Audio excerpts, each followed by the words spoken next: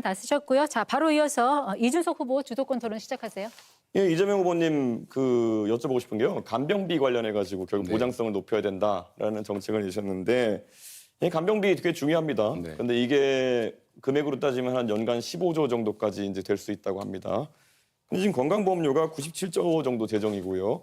지금 추기에 따르면은 2033년 되면은 마이너스 30조 정도로 적자가 난다. 이런 얘기가 나오고 있습니다. 최근에 의정 갈등으로 잠깐 흑자가 난 것처럼 보이지만은 구조적으로는 마이너스 30조 적자가 날 수밖에 없는데 그러면은 그 15조 정도의 어떤 추가적인 간병비 혜택이 들어가게 되면은 이거의 재원 마련은 어떻게 되는 것입니까? 그게 전액이 다 든다고 생각하는 것 전제가 좀 잘못된 것 같고요. 그럼 어느 정도 비율로 생각하시는지? 저는 우리 의료재정이 허용되는 범위 내에서 간호, 간병을 복합적으로 하는 게 필요하다. 그리고 그것도 대상자나 질병이나 이런 것들에 따라서 재정 여건에 따라서 확대해 갈 필요가 있다는 것이고요.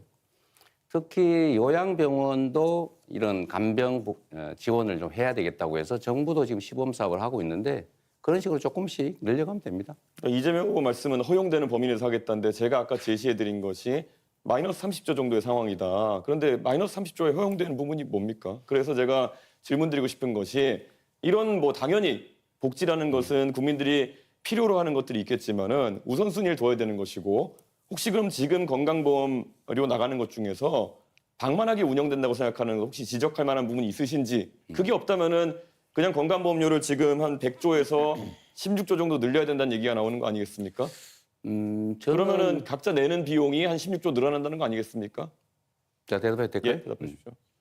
저는 우리 의료보험 재정 지출 중에서 예를 들면 지금 의료 쇼핑 같은 거 있지 않습니까? 너무 무제한적으로 이 병원 저 병원 다니는 게 있고 아주 경증이고 간단하게 진료할 수 있는데도 다 병원을 이용하는 이런 부분들에 대해서 약간의 조정이 좀 필요하지 않을까 싶은 생각을 하고요.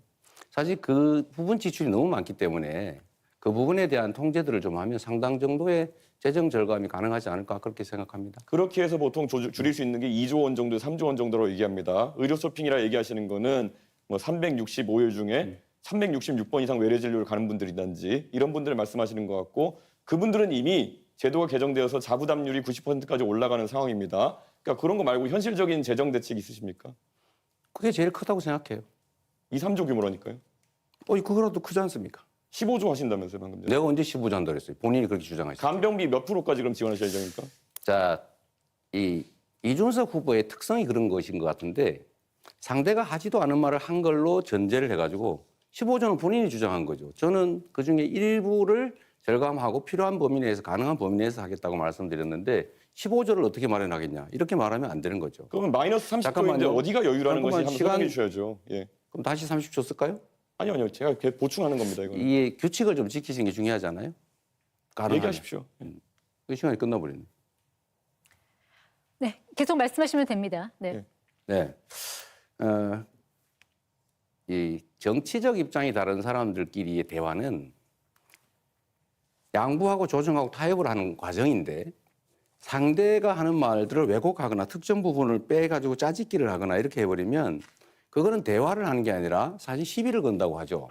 그러니까 그런 것들은 좀 안 하시면 좋겠고 저는 건보 재정이 매우 어렵다. 지금 앞으로도 어떻게 될지 모른다고 하지만 저는 그 낭비적 요인들을 최대한 찾아내는데 그중에 제일 중요한 게 아까 그 문제를 지적을 했던 겁니다. 그게 15조라고 단정하시면 안 되죠. 어떻게 15조를 만들래? 이렇게 말씀하시는 것은 좀 적절치 않은 것 같아요. 예, 건강보험 재정에서 아까 말씀드렸던 것처럼 이미 33년까지 마이너스 30조가 예정되어 있고 그리고 보통 입원료 기준으로 봤을 때 한 40% 정도의 만약에 자부담률을 가져간다고 했을 때 그러면 나머지 60% 정도는 아마 지원일 테고 네. 15조 중에 최소한 9조 정도는 지원이 되는 상황일 텐데 그 퍼센트를 계속 얘기 안 하시는 거는 어떻게 얘기해도 지금 말씀하신 계획에 비해 가지고 지출해야 되는 비용이 훨씬 큽니다. 그리고 이미 적자 상태이기 때문에 제가 질문 드리는 것은 건강보험료를 그럼 그에 걸맞게 많이 올려야 되는 상황이 오지 않겠느냐라는 질문 드리는 건데 올려야 됩니까? 그 전에 우리 이준석 후보는 언제나 그러신 것 같아요.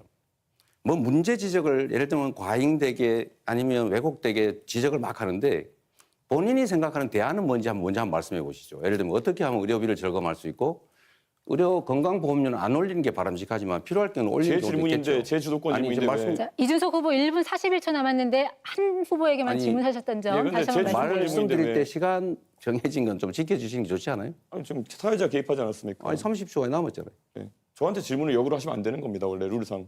질문도 답의 일부예요. 네, 답변 계속하시면 됩니다. 그래서 이 토론이 쉽지가 않네요. 그 중간에 좀 안 끼어들면 좋겠어요. 말할 때. 결국 제가 지금 질문 드린 것에 대해 가지고 답은 안 하시고 결국 건강보험료 인상해야 된다는 걸 인정하지 않으시고 저에게 훈계하듯이 이제 말씀하시면서 끝난 거 아니겠습니까? 이게 계속 반복되고 있는데 이재명 후보가 재원 마련 대책 하나도 없이 이런 것들을 계속 열거한다는 인상을 줄 수 있다라는 말씀드리고요. 사실 저는 이 복지에 있어가지고 김문수 후보님. 네. 사실 이 건강보험 재정 같은 경우에는 방금 지적한 것부터 시작해서 굉장히 중요한데 김문수 후보님이 생각하시는 건강보험 절약 방안 혹시 있으면 뭐가 있을까요?